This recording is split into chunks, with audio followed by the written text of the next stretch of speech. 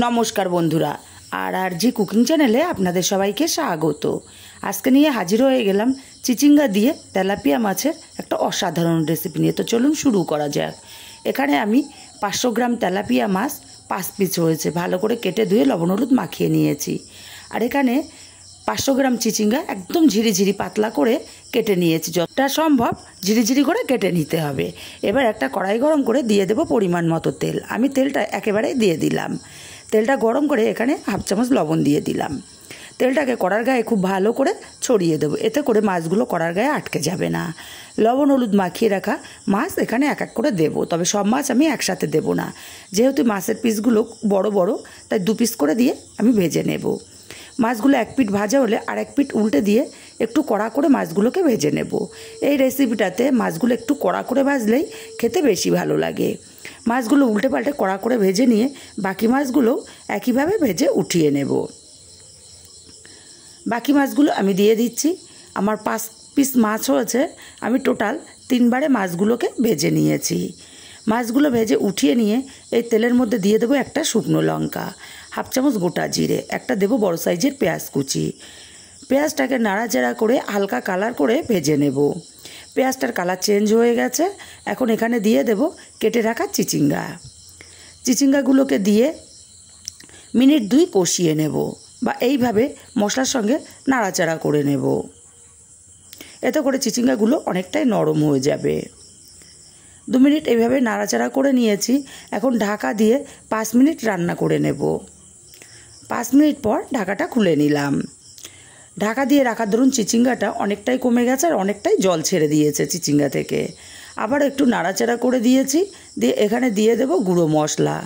দেব প্রথমেই হাফ চামচ হলুদ, দেব হাফ চামচ লঙ্কার গুঁড়ো, হাফ চামচ ধনে গুঁড়ো, হাফ চামচ জিরে গুঁড়ো, আর দেব স্বাদ মতো লবণ। মশলার সাথে চিচিঙ্গাটা আরও মিনিট 2-3 সময় নিয়ে কষিয়ে নিতে হবে। মিনিট 3 সময় নিয়ে চিচিঙ্গাটা খুব ভালো করে কষিয়ে নিয়েছি। এখন এখানে দিয়ে দেব পরিমাণ মতো জল, তবে জলের পরিমাণটা খুব বেশি দেয়া যাবে না। এই রেসিপিটা একটু মাখা মাখা টাইপের হয়। ভালো করে নাড়াচাড়া করে মিশিয়ে দেব। মিশিয়ে দিয়ে দেব এখানে 3টে চেরা কাঁচা লঙ্কা। ঢাকা দিয়ে রান্না করব 5 মিনিট। 5 মিনিট পর ঢাকাটা খুলে নেব। এবারে নাড়াচাড়া করে দেখে নেব চিচিঙ্গাটা সেদ্ধ কতটা হলো। চিচিঙ্গাটা খুব সুন্দর মতো সেদ্ধ হয়ে গেছে। এখন এখানে দিয়ে দেব ভেজে রাখা মাছগুলো এক এক করে। ভেজে রাখা মাছগুলোকে দিয়ে নাড়াচাড়া করে একটু ঝোলের মধ্যে মিশিয়ে দিতে হবে। ঝোল খুব বেশি নেই, তবু মাছগুলোকে যতটা সম্ভব ঝোলের মধ্যে ডুবিয়ে দেব। দিয়ে ঢাকা দিয়ে আমি মিনিট 3 রান্না করে নেব। 3 মিনিট পর ঢাকাটা খুলে নিলাম। মাছগুলোকে উল্টে দেব, যাতে করে মাছের 2 পাশ ভালো মতো সেদ্ধ হতে পারে আর মাছের মধ্যে তেল মশলা সব কিছু খুব ভালো মতো ঢুকতে পারে। মাছগুলোকে এইভাবে উল্টে দিতে হবে।